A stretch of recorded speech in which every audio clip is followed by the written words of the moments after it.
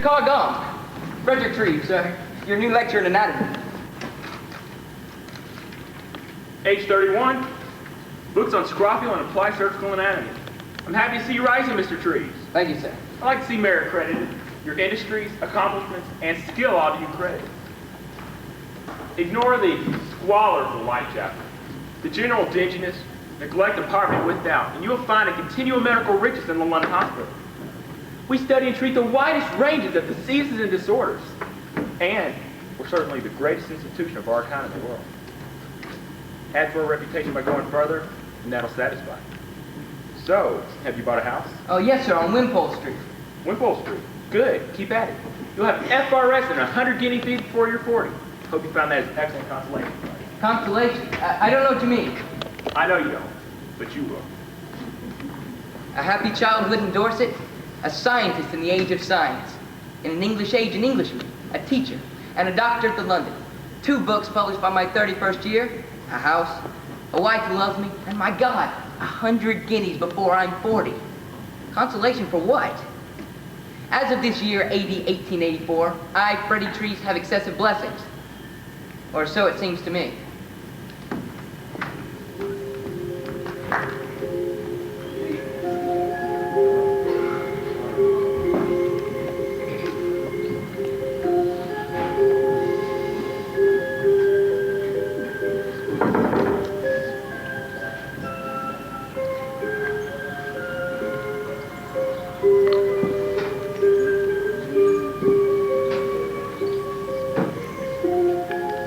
Only, step it and see.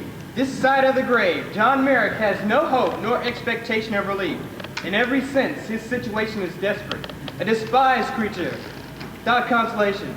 Tuppence only, step it and see. To live with this physical agony, unremitting pain, is strong enough but to be exposed to the cruelly lacerating expressions for and discussed by all who behold him is even more difficult to bear. Tuppence only, step it and see. For in order to survive, Merrick forces himself to suffer these humiliations. I repeat, humiliations in order to survive. Thus he exposes himself to crowds who pay to gape and yawp at this freak of nature, the Elephant Man. See Mother Nature, unquestioned and malignant rage. Tuppence. This sign is absurd. Half man, half elephant is not possible. Is he foreign? Right from Leicester. There's nothing to fear. Well, I'm at the London across the road. I would be interested in seeing him if there is a genuine disorder. If he is a mass of papier-mâché and glue, however. Then pay me nothing.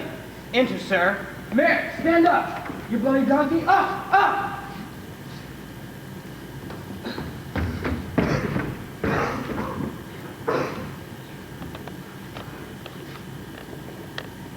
Yes. I must examine him further at the hospital. Here's my card. I'm Treves. I will have a car pick him up and return him. My card will gain him admittance. Bye, Bob. He's yours for the day. I wish to examine him in the name of science, you see. Sir, I'm Ross. I look out for him. Get him his living. Found him in Leicester workhouse. His own ma put him there, age of 3. Couldn't bear the sight. Well, you can see why. He and I are in business, see? Here's our capital. Go to a bank. Go anywhere. Scientists even. He's good value, though. You won't find another like him. Fair enough. Right. Out, Merrick. Bully donkey, out! Oh.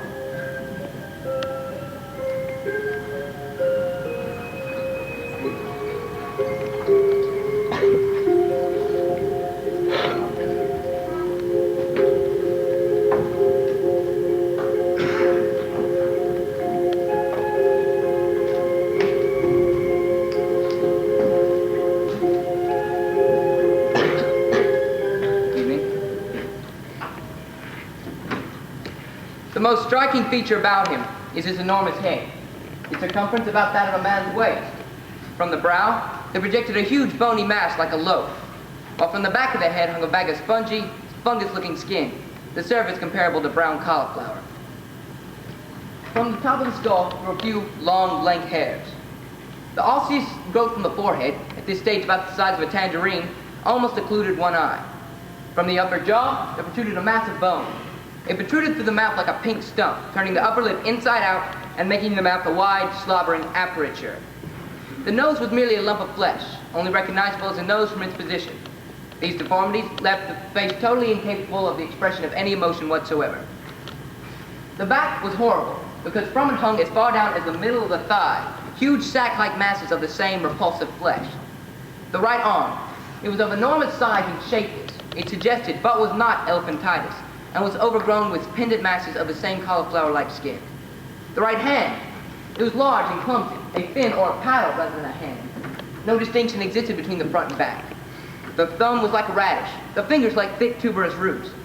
As the limb, it was useless. The other arm was remarkable by contrast. It was moreover a delicately shaped limb, covered with a fine skin and a beautiful hand which any woman might have envied. From the chest hung a bag of the same repulsive flesh. It suspended from his neck like the dewlap of a lizard. The lower limbs, having the characters of the deformed arm, were unwieldy, dropsical-looking, and grossly misshapen. From the fungus skin growth, there grew a very sickening stench, which was hard to tolerate. To add a further burden to the trouble, the man, when a boy, developed hip disease, thus making him only able to walk with a stick, and thus denying him all means of escape from his tormentors. Mr. Tree, you said when he leaves here, it is for his exhibition again. I do not think it ought to be permitted. It is a disgrace. It's an indecency and a disgrace. It may be a danger in many ways that we do not know.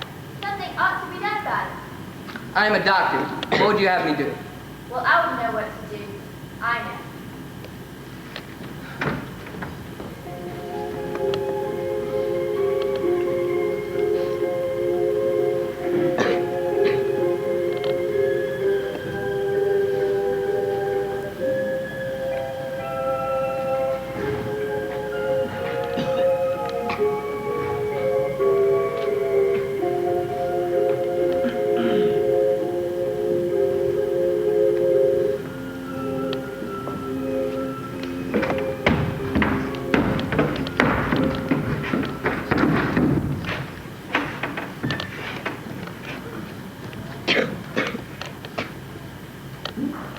Oscar, well, I was my bad memories long lost.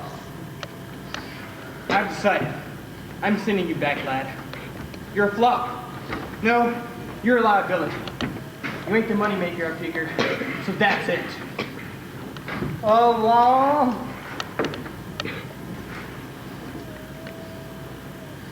Here's a few bob. Have a nosh. I'm keeping the rest for myself. I deserve it, I reckon. Invested enough with you. Pick up your stink if I stick around. Stink of failure. Stink of lost years. Just stink, stink, stink, stink. This the one? Just seen the St. Liverpool Street. Here's for your trouble. no. What's he say? Fella just makes sounds. He's an imbecile. Bon voyage, Johnny. His name's Johnny. He knows his name. That's all, though. Johnny, don't follow me, Johnny! Johnny, come on, fall down! Johnny, don't screw! Come on!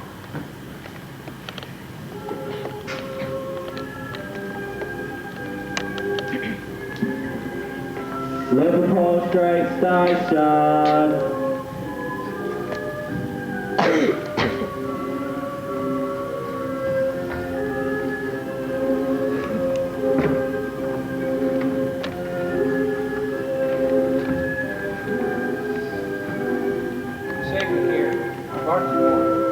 They wanted to rip him to pieces. I've never seen anything like it. It was like being gored in a bleeding cartoon. Got somewhere to go in London, lad? You can't stay here. Jesus. You don't understand. He's an imbecile. Search him. Don't let me go through your coat. I'll turn you over to that light. Oh, I was only joking. Don't upset yourself. no. This is card here. You Johnny Merrick? Just gonna give you a card, Johnny. What does it say? It says Mr. Frederick Trees, lecturer in anatomy, the London Hospital. I'll go see if I can find him. It's not far. What's he do? Lecture you on your anatomy? People who think right don't look like that, do they? Jesus. Sure, trees. Good Lord, man. That is a mob out there. Oh. Hello. I'm Trees. This is my car. Poor wretch here had it, right from Austin. Good Lord, Merrick? John Merrick, what's happened to you, man? Help me!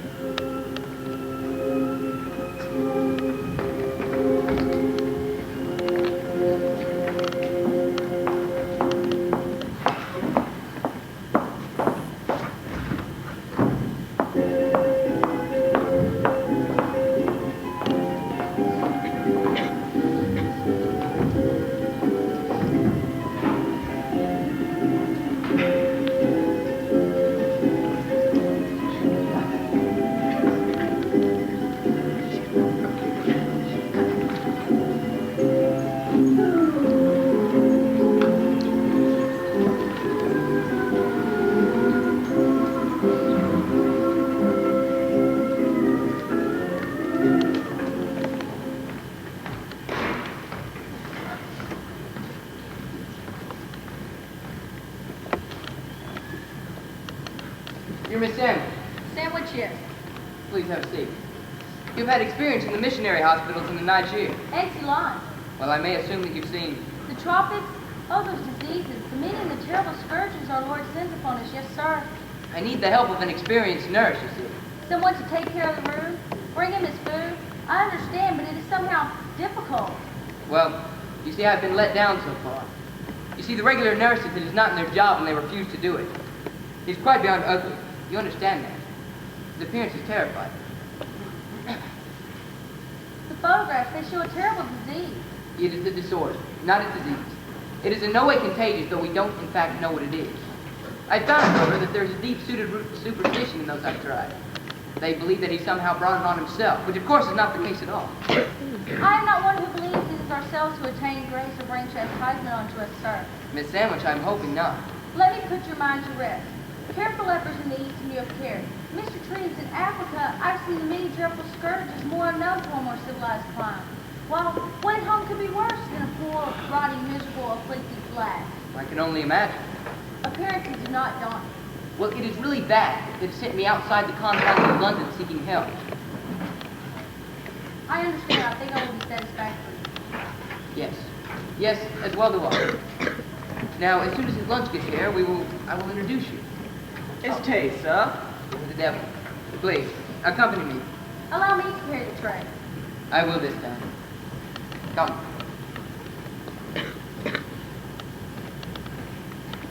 You're ready? I am. John, this is Miss Sandwich. Oh my Thank you, Simon. Yes. Excuse me, will you?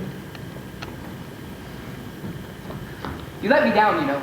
I did everything I could to warn you, and still you let me down. You didn't say. But I did. Just words. But the photographs. Those are just pictures. I am sorry. No one will do this.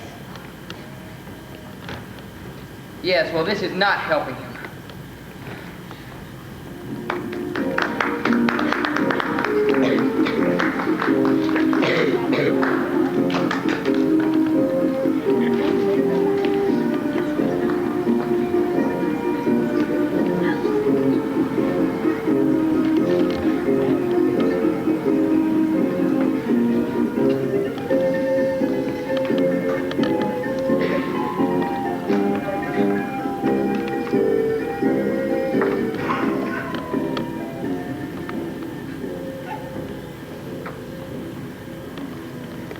With this fortitude he bears his cross. It is remarkable. He has made the acquaintance of many religions and those sections of the Bible by heart. Once I grasped his speech, it became quite clear that he has had religious instructions at one time. Yes, I believe it was in the workhouse, Dr. Howe. They are very good about that sometimes. The Psalms he loves. The book of Job perplexes him, he says, but he does not see how a just God could cause such suffering, yet to be merciful. And that he will be saved, he does not know, so he is not resentful. Well, Christ is better. Be damned if we can. In any case, Dr. Trees, he has a religious nature, and further instruction would uplift him. I'd be pleased to provide it if necessary. I plan to speak of him from the pulpit this week. I see you're visiting Gather as flesh and busy Bishop Powell from his cruciform lair. Speak with Merrick, sir. I've spoken with him of mercy and justice. There's a true Christian in the rock. This makes my news seem banal. Yet, Frederick, the response to the letter in the Times that I wrote about Merrick has been staggering. The English public has been so generous that Merrick may be supported for life without 1 cent spent from the hospital funds. That is excellent, sir. God bless the English public. Especially for not killing him after Liverpool Saint Station. Freddie, London's no home for incurables. This is quite irregular, but for you I permit it. Though only God knows what you'll do. God does know, sir, and Darwin does not. Well, he better. He deformed him. I had my apprehensions about coming here. It is very fortunate that Merrick is in the hands of Dr. Trees, a true Christian, sir. Freddie's a good man, and he's a brilliant doctor. And that is fortunate indeed. But I could not have raised the funds, though, Doctor. Mr. Trees, let me not keep you from your duty. Yet, Mr. Gong, consider. Is it for science that we transport English rule to India or Ireland? That brings good churchmen from British Hills to the hardships in Africa. Is it science that drives them away? Sir, it is not. It is our Christian duty to bring light and beneficence to benighted man that motivates us, even as it motivates Dr. Trees towards marriage. To bring salvation when none is. Gordon died in Khartoum for it, sir, not for salvation. Well, you're telling me, not for science. Dr. Trees, I would like to visit Merrick weekly, if I may. You will be welcome, sir, I am certain. Then good day, sir. Well, Jesus, my boy. Now that we have the money, what do you plan to do for Merrick? Normality, as far as possible. So he would be like us. Ah. Something wrong, Mr. Gum, with us?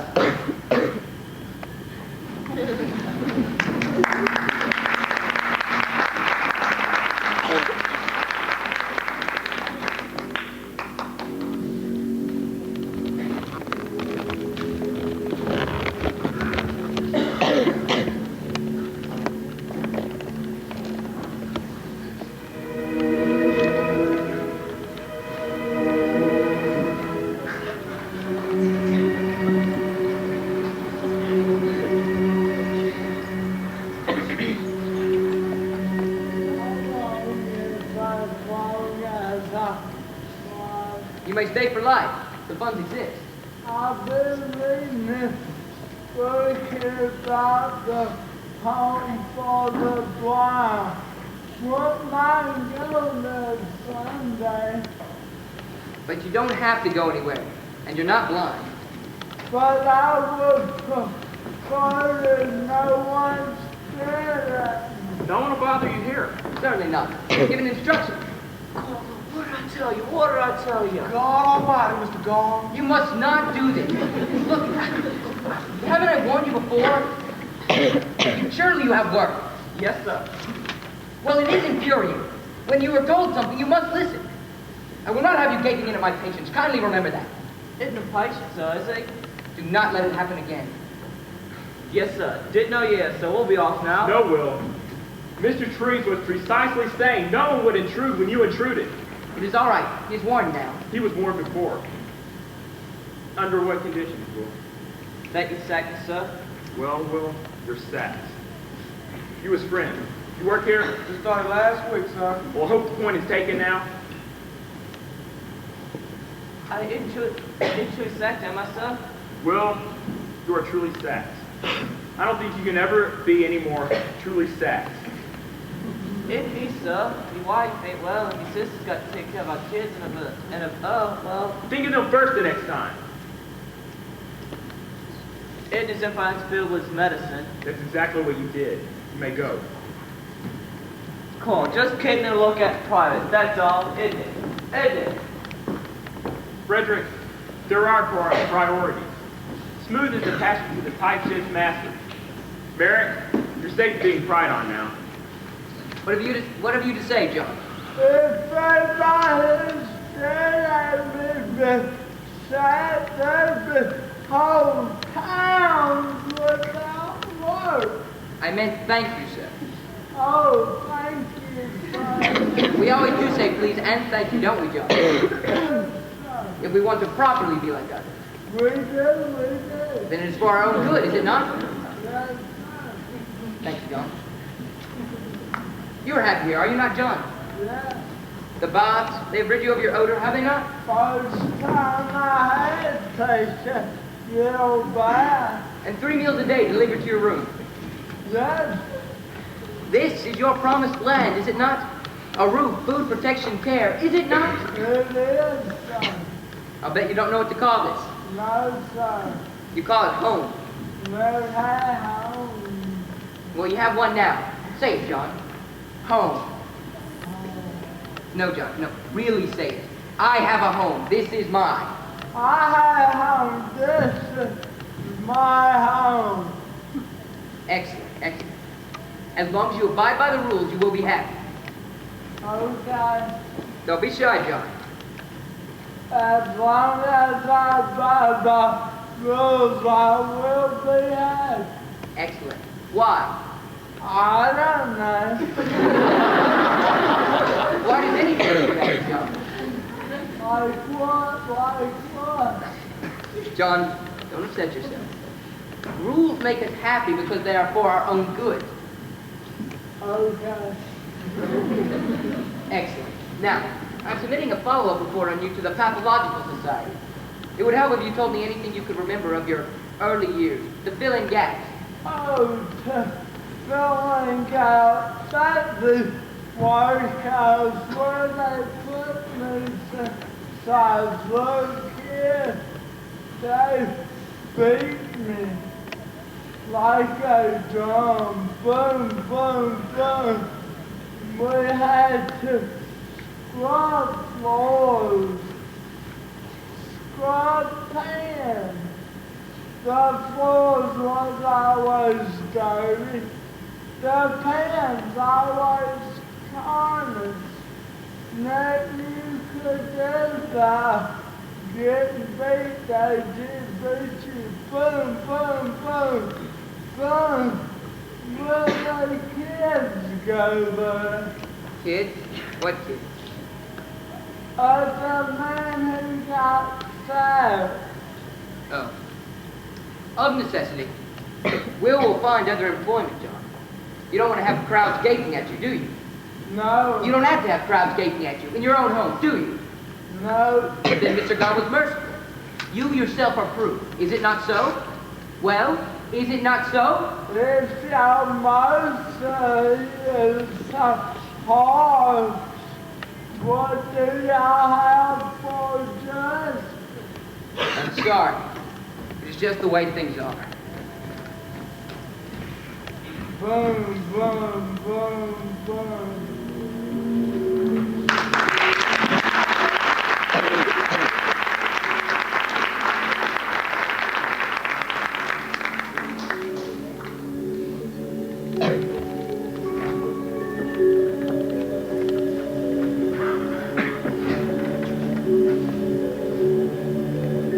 You've seen the photographs of John Merrick, Mrs. Kendall. You are acquainted with his appearance. He reminds me of an audience I played Cleopatra for in Brighton once. All huge, grim-head and grimace and utterly unable to clap. Yes, well, his length from us all comes from being held at arm's length from society. I'm determined that shall end. For example, he loves to meet people and converse. I'm determined he shall. Well, for example, he's never seen the inside of a home before. I had him to mine.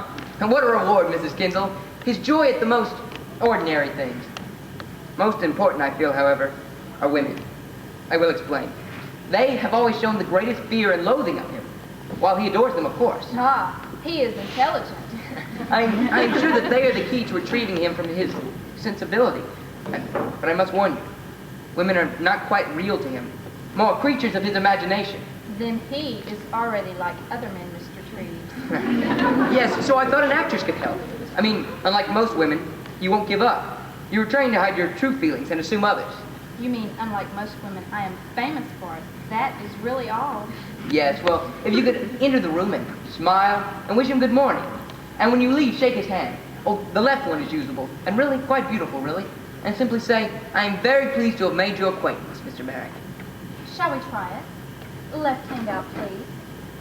I am very pleased to have made your acquaintance, Mr. Merrick. I am very pleased to have made your acquaintance, Mr. Merrick. I am very pleased to have made your acquaintance, Mr. Merrick. I am very pleased to have made your acquaintance, Mr. Merrick. Go. By God, they're all splendid, Mrs. Kendall. America will be so pleased. This will be the day he becomes a man like other men. Oh. Speaking of that, Mr. Treves, Oh, Frederick, please. Freddie, may I commit an indiscretion? Yes? I could not help but noticing from the photographs that, well, of the unafflicted parts of the body, how shall I put it? Oh, Yes. I see. Yes. No, I quite understand. No, it is quite normal. You see, the polygamous excrusions which disfigure him, they seem to correspond quite regularly to the osseous deformities. That is, excuse me, there is a definite link between the bone disorder and the skin growths. Though for the life of me, I've not discovered what it is or why it is. But in any case, this part would be therefore unafflicted because, well, because there's no bone in it, Mrs. Kendall. I mean, none at all, really. Well, we learn a little every day, don't we? I am terribly embarrassed. Then he must be lonely indeed.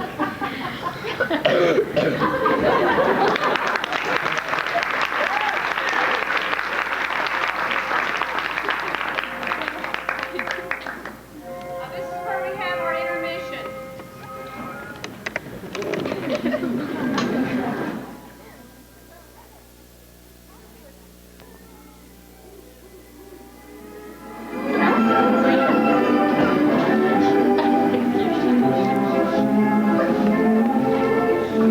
He's making a model for the church.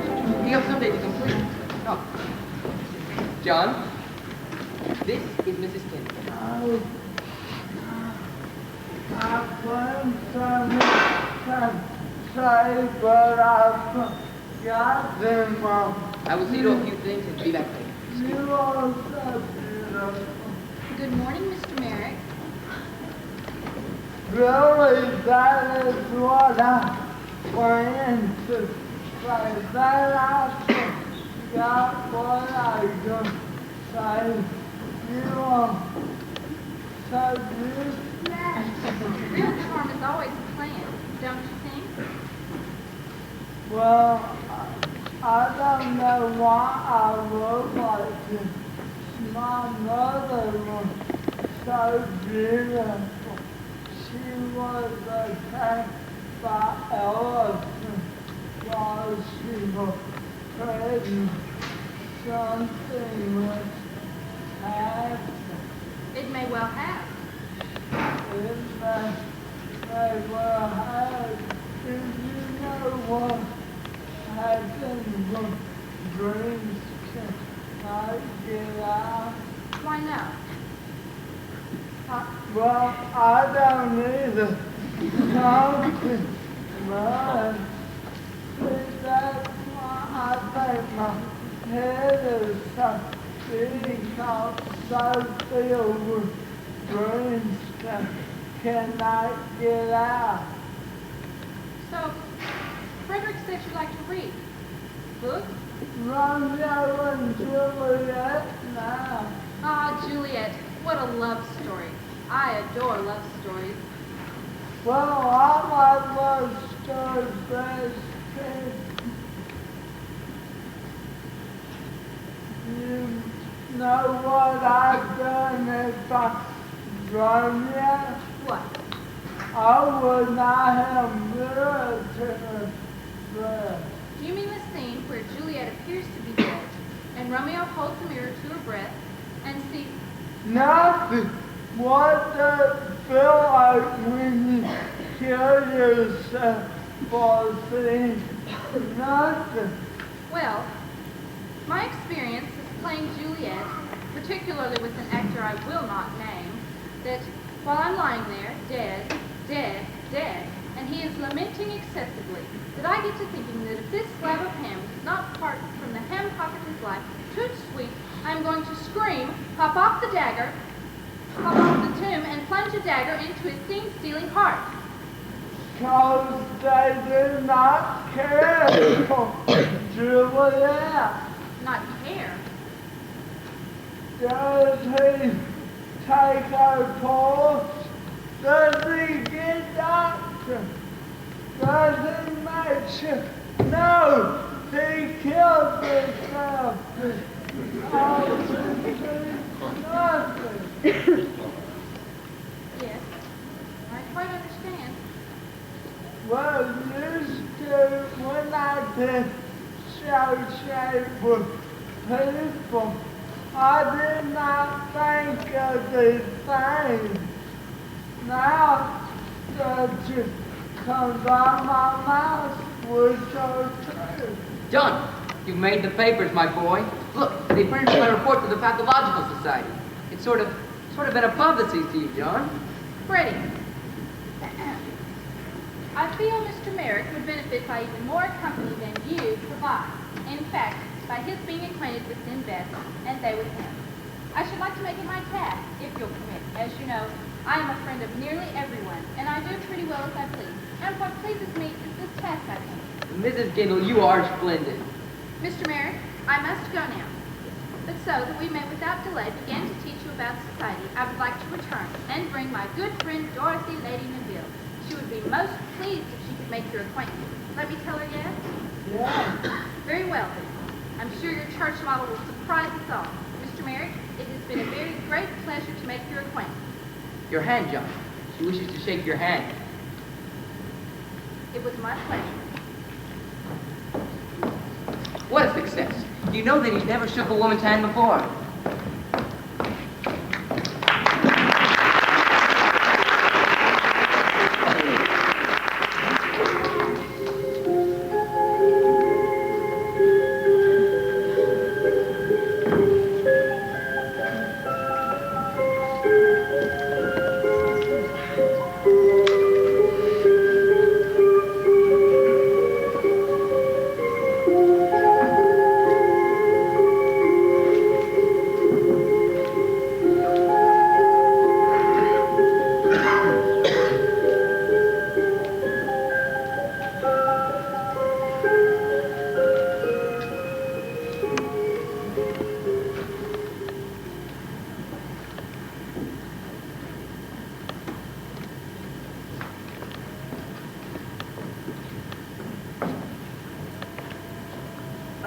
Dr. Trees, Ma'am?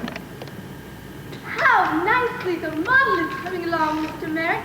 I've come to say Happy Christmas, and I hope that you will enjoy this ring and remember your friend by it. Thank you. I am so very pleased to have made your acquaintance.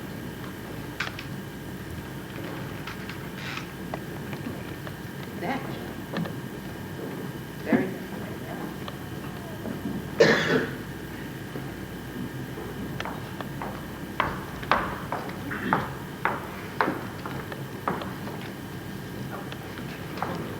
Dr. Trees, Mr. Merrick, please accept these silverback brushes and combs for Christmas. I do hope you enjoy them. Thank you, Countess. Merry Christmas. I am very, very pleased to have made your acquaintance. Thank you.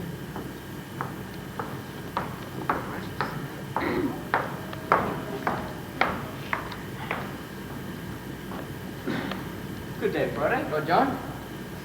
Good day, Mr. Merrick. Now, I just thought to give you this small token of my appreciation and for Christmas. It's a small elephant head cane which an old African man gave to me when I was on a safari in South Africa. He said it'd bring me luck. I figured I'd give you luck in your life, too, even though you don't really need it, because self-help's the best help, I always say, and you're an example to us all. Thank you, old John. It's been a very pleasure of mine to have made your acquaintance. Ready? Well, John?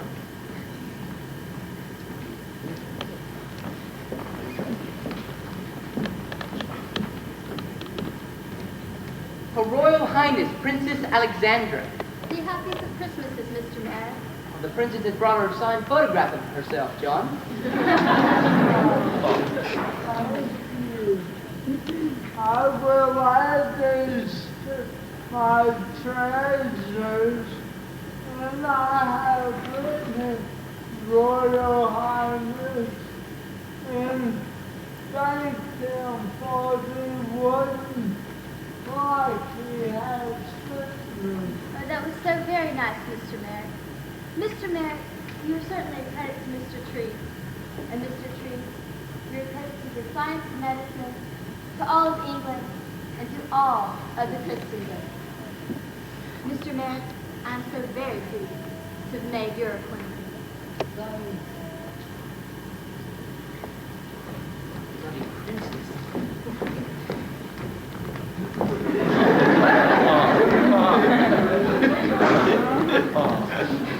Good news, John. Bertie says we may use the royal box whenever I like.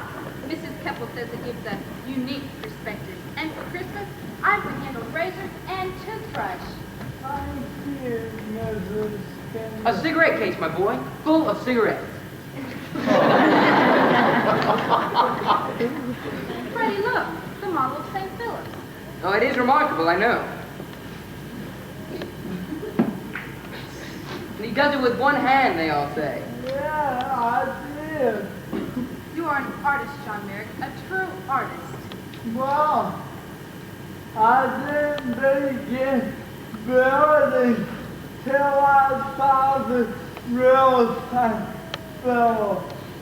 It's not a wood plant, it's a brick, the imitation coming up from the mud up and up. I guess you say that's the imitation of an imitation. The thought's got a good line there, John. Plato believed that all man was an imitation, and that artists made illusions of heaven. Who made the bridges? God, the demiurge.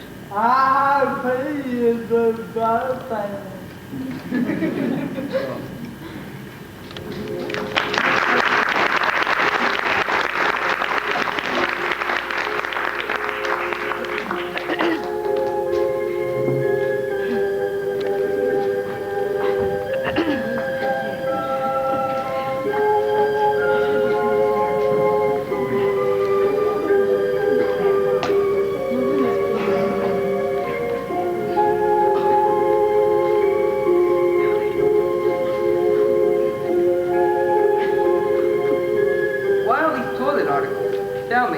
Much too deformed to use any of them. Props, of course, to make himself, as I make me. You? You think of yourself? Well, he is gentle, almost feminine, cheerful, honest within limits, a true artist in his own right. He is almost like me.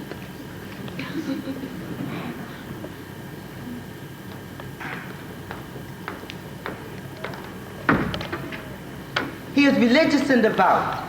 He knows that salvation must radiate to us or all is lost, which certainly it is not.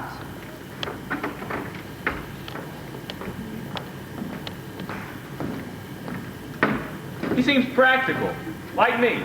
He's seen enough daily evil to be thankful for the small goods that come his way. He's wary of any cause, but yet he fits in well, like me.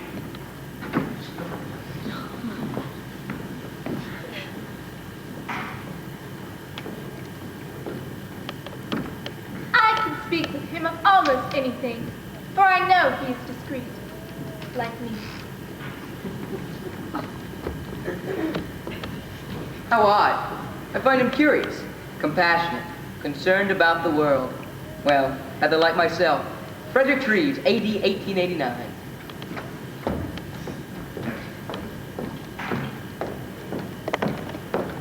Of course he is rather odd, and hurt, and helpless not to show the struggling. And so am I.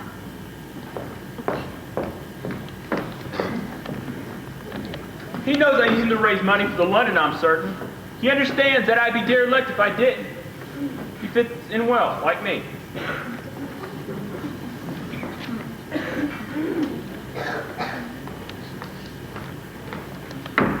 I, as a seminarist, had many of the same doubts, struggles as he does, and hope that they may be overcome.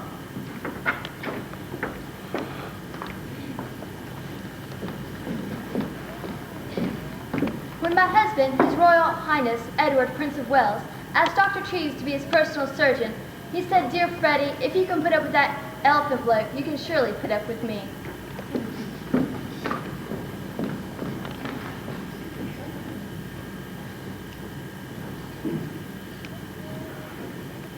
See him out of fashion, Freddie, as he sees me. Social context critical. Oh, by the way, you know the bloody papers, all lies. Merrick visibly worse in 86, 87.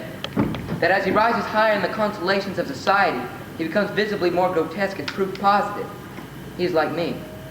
Like his condition, which I make no sense of. I make no sense of my own.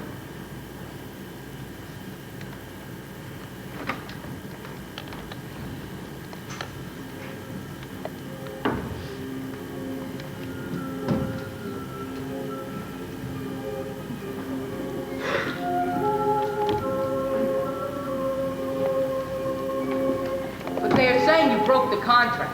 They are saying that you lost the money. Well, Freddie, old boy, calm down. If I was such a scoundrel, how would I dare face investors like yourself? Broken contracts? I never considered them actual contracts. Just preliminary things. Get the old deal underway. Now, a contract's something between gentlemen, and this attack on me shows they are no gentlemen. Now, I'm just here to say that company remains a terribly attractive proposition. If you could spare a few, maybe... Oh, Mr. Gong, how good to see you. I was just remarking to Freddie here how wonderfully Merrick thrives thanks to you. Lord John, allow me. I must take Frederick from you. Keep him at work. It's in his contract. Wouldn't want him breaking it. Sort of thing make the world kind of fly apart, isn't it? Yes, of course. Sorry to hear you're so pressed. Expect we'll see less of you around the London now. Oh, actually, overdue for an appointment in the city. Ready? Gong? He plain fooled me. He was kind to Merrick. You have risen fast and easily, my boy. Break now. It doesn't seem fair somehow. The man's a moral swamp. Is that not clear yet? Is he attractive? The seat often is. Friendly? Swindlers can be. Another loan? Well, not another cent. It may be your money, Freddie, but I will not tolerate laboring like a navvy, so you should represent honest, charitable, and those compassionate signs under swindlers mucking up the pitch. He has succeeded in destroying himself so rapidly, you have no doubt for one instant that was his real aim all along. He broke the contract, gambled the money away, lied, and like an infant in his own mess, he gurgles and wants to do it again. Never mind the details. I don't want to know. Just break and be glad. Don't hesitate today. One man moral swamp. Don't be sucked in. Have you seen the papers? Yes. Yes. Yes. Great pity. Freddie, today. Freddie? He is Eustace. She'll be all right. Come. John, I shall not be able to stay our visit for today. I must untangle a few things. There's Ireland and Snork are friendly and respectable. Good. I will check in a few minutes. There's something wrong. This is a hospital, not a marketplace. Don't you ever forget it. Ever! I'm sorry. Not you. It's me. Well, would you like to weave today? Don't you think weaving might be fun? So many things are fun. Most men can't enjoy them. It's their loss, I guess. What come did they write that contract? Contract? What do you mean contract? No. And was it? Well, I? Contract for me? What?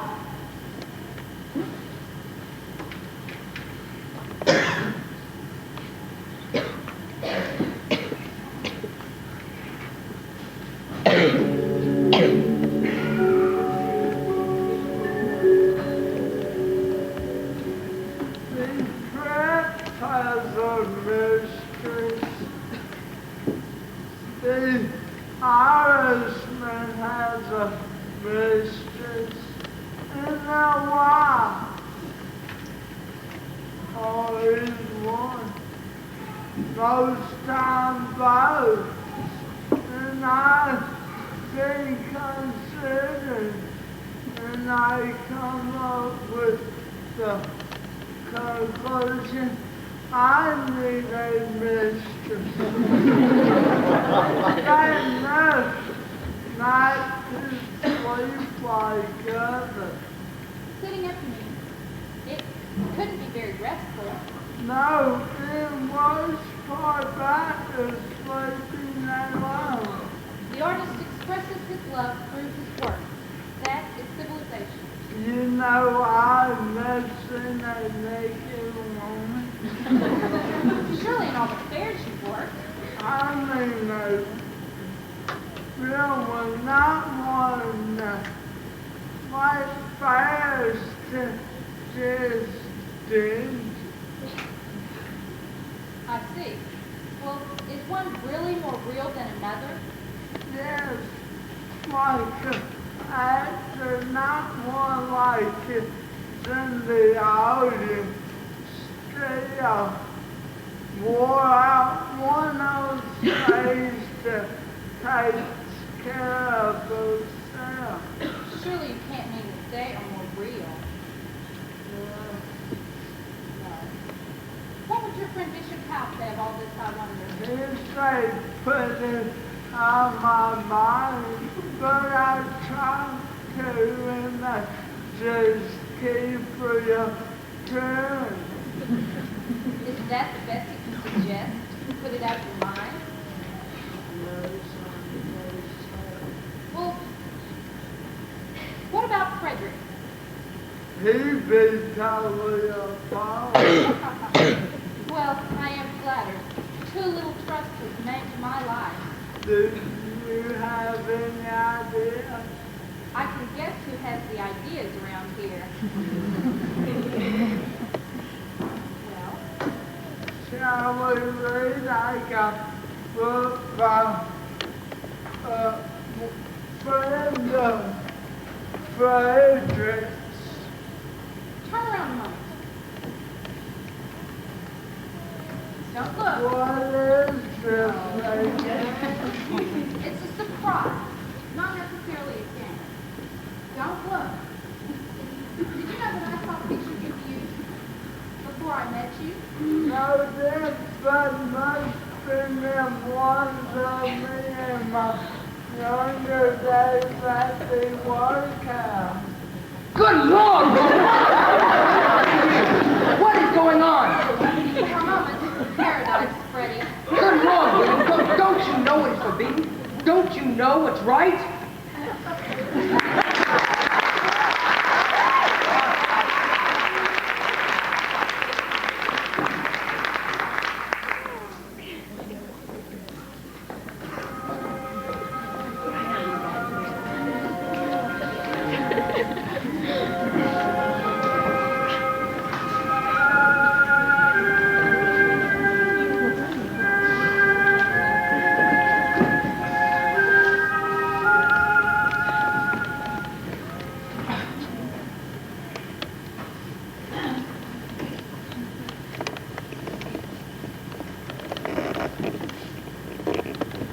Come actually to ask your forgiveness.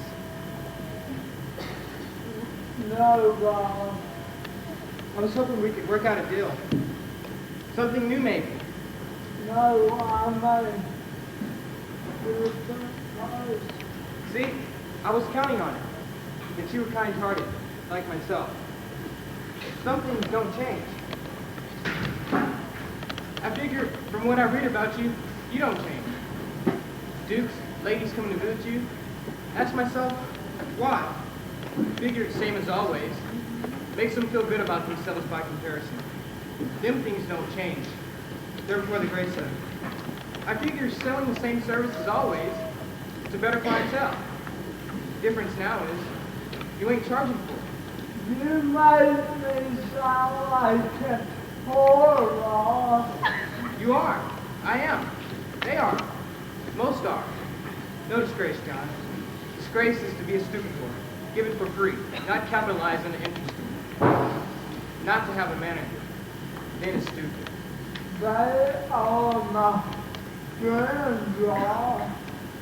I was thinking, charge these people. Pleasure of the Elephant Man's company. Right spirit is everything. They pay happily if you charge in the right spirit. No, Rose, they won't come back. What's crazy? Ross sows, trees harvest? It's not fair, is it, John? When you think about it. And I do, because I'm old. Figure, if you charge in the right spirit, this lot of paid happily. No, they are my friends.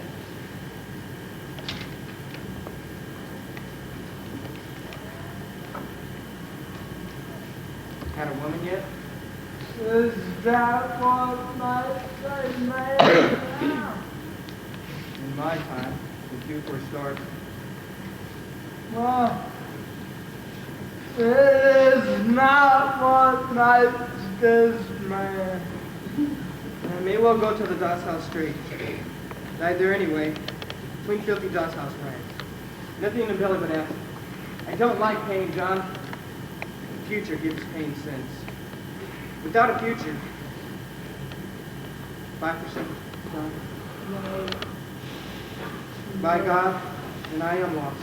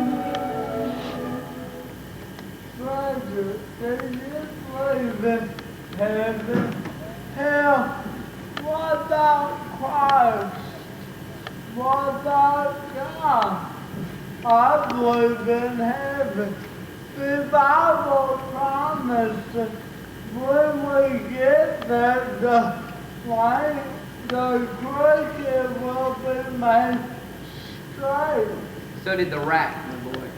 So do we all. So you don't believe? I will settle for a reliable general anesthetic at this point. Actually, though, I had a patient once. A woman. I operated on her corpse. Well, a woman's thing. Used easy to anesthesize. Tricky stuff. She didn't come out of it. Pulse stopped, no vital signs. Just a white, dead mackerel. 5 minutes later, she fretted back to existence, like a great explorer with a scoop of the undiscovered. She saw him. Well, I quote her. It was neither heavenly nor hellish. More like perambulating in a London fog. People drifted by, but no one spoke. London, mind you. Hell's probably the provinces. Still, though, allowed us how she stayed, she said it did have hints of becoming a kind of glitter. She fled. If you don't believe, why did you send this kingdom? Why? Don't forget, it served you once, my interference. You know well enough. It was not proper. How can you tell if you don't believe? There's still standards we abide by. Oh yes, they make us happy because they're fine. Well, not always. Oh, Look, if you're angry, just say so. whose standards are they? I'm not in the mood for this chipping away at the edges, John. That woman, that Juliet. Juliet? Yes, she died didn't come back. Oh. Yes, I see. Yes, her standards too. So, So what? so did you see her neck? Well, when I was operating, of course, It's okay to see the naked if she's gonna cut them off afterwards. Good Lord, I'm a surgeon. That is science. Look, I'm trying to read about anesthetics, and there's simply no comparison. Science is a different thing. This woman, she came to me to be. I mean, it is not love, you know. That is why you're looking for anesthetic. It would be a boon to surgery. Love's got nothing to do with surgery. Do you lose many patients? Well, some. Oh, what? Don't you see? If I love, if any surgeon loves her, or anybody, what difference does it make? And what conceivable difference is it to you? Because the church standards with Father. Look, you're angry, just say so. I won't turn you out. Say it. I am angry. I am angry. I am angry. I believe in heaven. And it is not okay if you see them naked if you cut them up afterwards. Maybe you sound like Jack the Ripper. Will she come back? Yes, about Mrs. Kendall. Perhaps I was wrong about that. That is, these days I seem to lose my head. Don't know what's in me these days. But will she? I will talk to her again. Will No. No, I don't think so. Wow. There are other things involved, John. Very other things.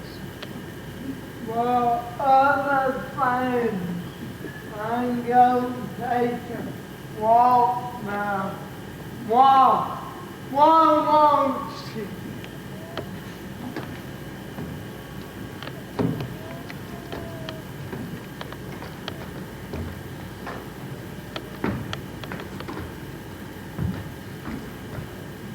Because I don't want her to be here when you die.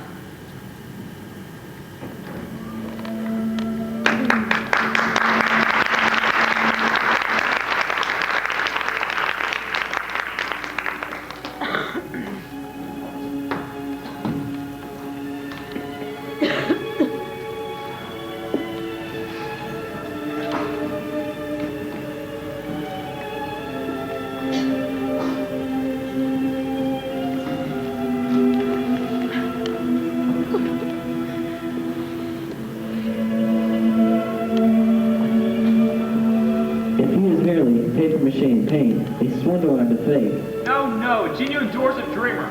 Look, he's forgotten how to protect himself. He's gone to sleep. I must examine him. I would not keep him for long, Mr. Ball. But that'd be an inconvenience. He's the mainstay of our institution. Exactly that brought it to my attention. I am Merrick. Here's my card. I am with the mutations across the road. Frederick, stand up!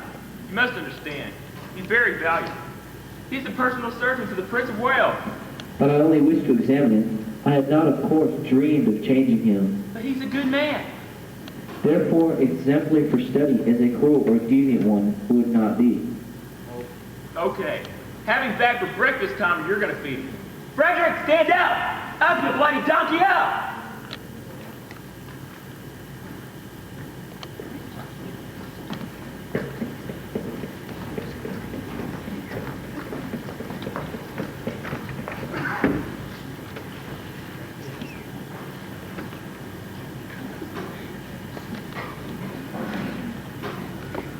The most striking feature about him, note, is the terrifyingly normal head. This allowed him to lie down normally, and therefore to dream in the exclusive, personal manner, without the weight of others' dreams accumulating to break his neck. From the brow projected a normal vision of benevolent enlightenment, what we believe to be a kind of self-mesmerized state.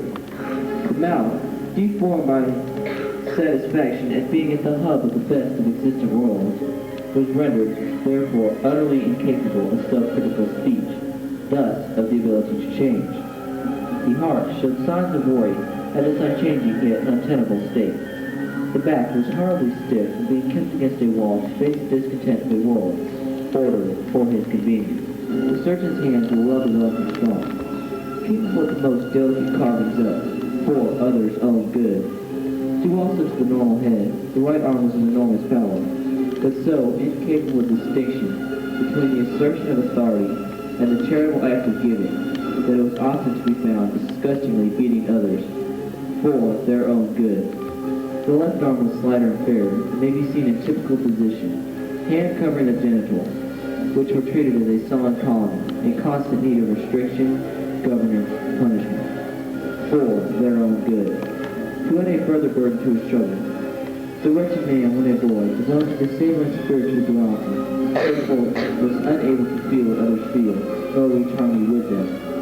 He would thus be denied all means of escape from those he had tormented.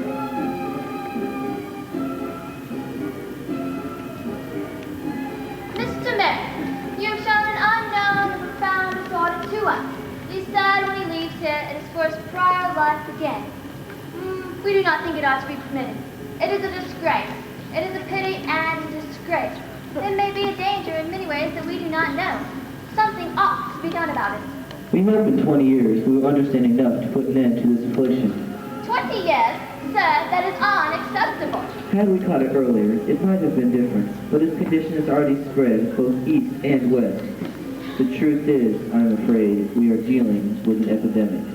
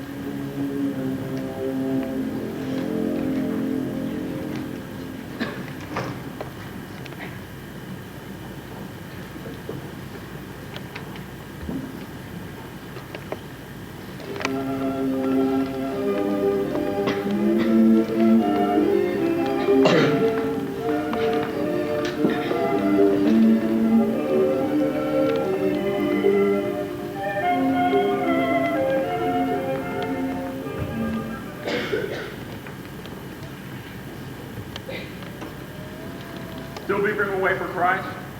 Yes. I got your report. He doesn't know, does he? The bishop? No. Merrick. No. Shall be sorry to see him die. Yes, well, it would not be unexpected anyway. He brought this hospital quite a lot of repute. A lot of contributions, too, for that matter. In fact, I like him. I never regretted letting him stay on. Though I never imagined he'd last long. Well, won't have to wait much longer. His heart may well give out when he gets off his bloody knees for that bloody man. What is it, Freddie? What's on sour for you? It's just the overarch of things. Quite inescapable that as he's achieved greater and greater normality, his conditions push him closer and closer to the grave. So, a parable of growing up, to become more normal is to die, more accepted to worsen. It is just a mockery of everything we live by. I'm sorry, Freddie. I didn't catch that one. Nothing's gone south. I don't know. Cheer up. You're knighted. Your clients will be kings. Nothing succeeds, my boy, like success.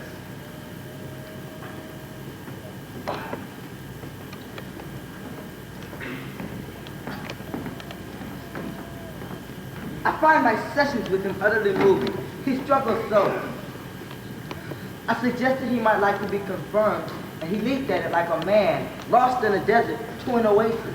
Yes, well, he is very anxious to do what others do, if he thinks it is what others do. Do you cast doubt, sir, on his faith? No, sir, I do not. Yet he makes each of us think we are deeply like ourselves, and yet we're not like each other. I conclude that we have polished him like a mirror, and shout hallelujah when he reflects it to the inch. I've grown sorry for it. I do wish I understand you better. Is something troubling you, Mr. Trees? Courses. How about courses? Here is a pamphlet I've written due mostly to the grotesque ailments I've been caused by corsets. Fashion overrules me, of course. These women do not unstrap themselves with corsets. Some cannot. I have so little time in a week. I spend Sundays in the poor wards to catch up on work. Work being 20-year-old women who look at abuse 50 with worn-outedness. Young men with appalling industrial conditions I turn out as quickly as possible to return to the workforce. Happily, most of my patients are not poor. They are middle class. They overeat and drink so grossly as to destroy nature and themselves and all around them. So further, they will not last. Higher up, sir, above this middle class, I confront these same deformities, bulged out by the unlimited resources and the ruthlessness of privilege, and the most scandalous dissipation yoked to the grossest ignorance and constraint. I counsel against it where I can. I am ignored, of course. So what, sir, could possibly be troubling me? I am an extremely successful Englishman in a successful and respected England that tells me daily by the way it lives that it wants to die. I'm in despair at that. Science, observation, deduction, conclusion can no longer serve as consolation. I apparently see things others do not. I do wish I understand what you're saying, Mr. Tree. But as for consolation, there is in Christ's church consolation. I am sure we are not here for mere consolation. But look at Merritt's happy example. Ah, yes. You like my garden, too. My dog, my wife, prune, prop-collared, and somewhat stupefied. All happy examples, all of them. So, is it all the fun to know what to do with? Whatever nature, is it? Rob it? No. No, not really. But what he has become,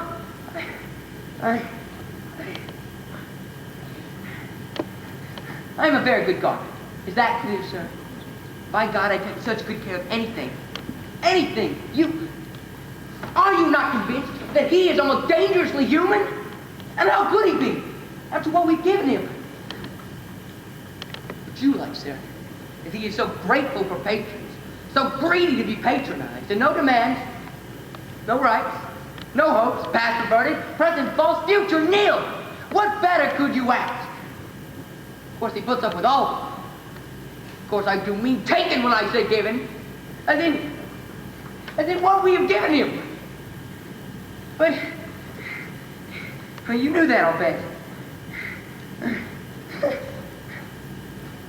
Do you mean charity? I cannot understand you. Help me.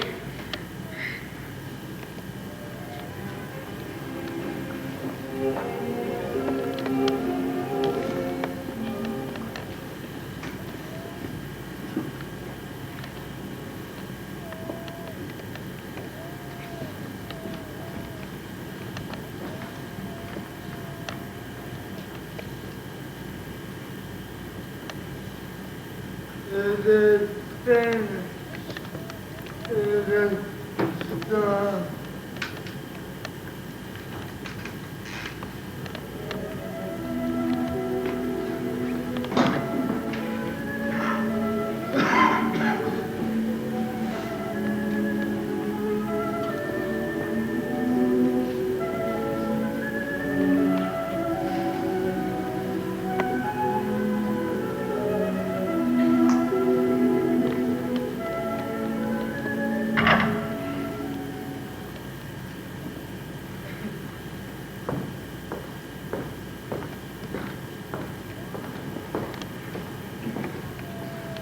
Lunch, Mr. Merrick.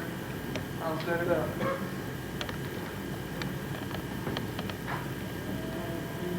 Maybe you like to walk, take a lunch. April's doing wonderful in the garden. My mate Will's sister died yesterday. 28 she was.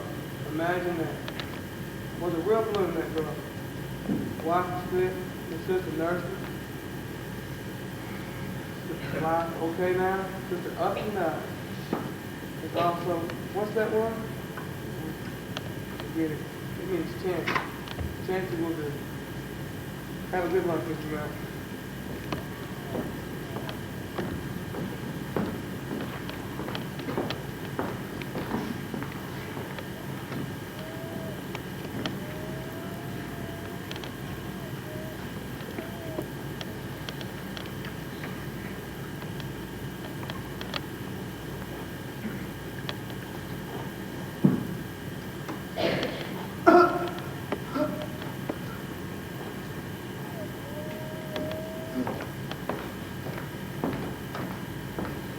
Mr. Merrick, Mr. Mayor, I remember the word is arbitrary. Hey, Mr. Mayor. Mr. Mayor. Mr. Mayor. He's dead.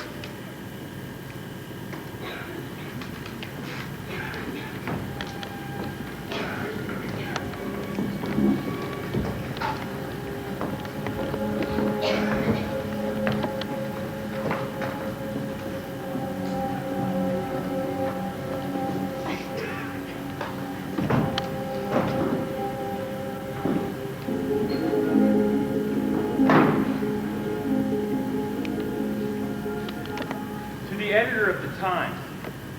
Sir, in November 1886, you were kind enough to insert in the Times a letter from me drawing attention to the case of Joseph Merrick. John Merrick. Well, known as the Elephant Man, it was one of singular and exceptional misfortune, etc.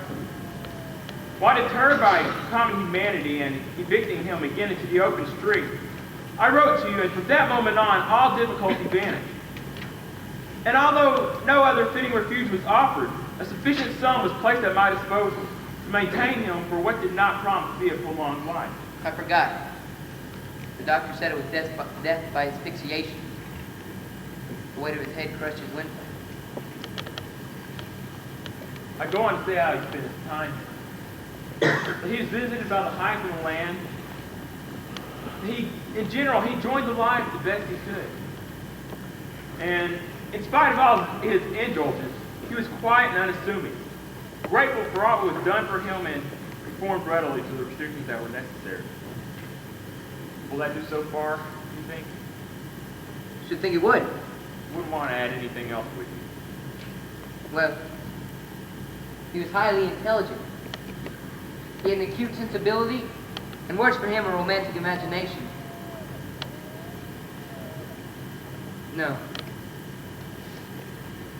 No, I'm not really sure of any of it.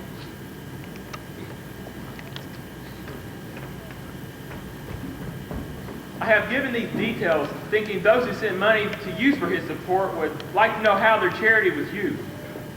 Last Friday afternoon, though apparently in his usual health, John Merrick quietly passed away in his sleep.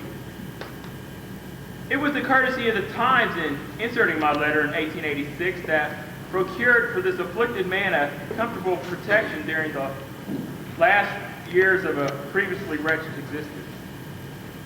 And I desire to take this opportunity of thankful acknowledgement. I am, sir, your obedient servant, F.C. Cargon, House Committee Room, London Hospital, 15 April, 1890. I did think of one small thing. It's too late, I'm afraid. It is done. It is finished.